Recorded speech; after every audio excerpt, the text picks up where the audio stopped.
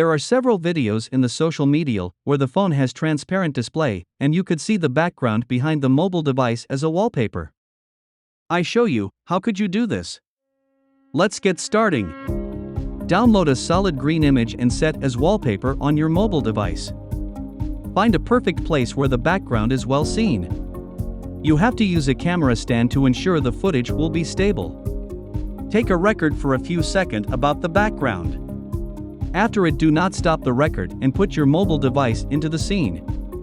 Important, do not move the camera stand. Swipe left and right between the pages, open and close applications, and finally remove your mobile device from the scene and stop recording.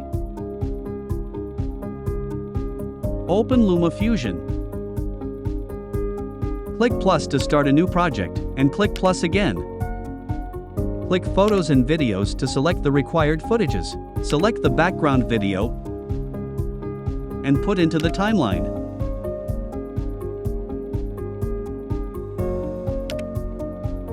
Select the main footage and pull it into the top of the timeline. Double-click on the main footage to open the effects window and select Keyer and green screen key.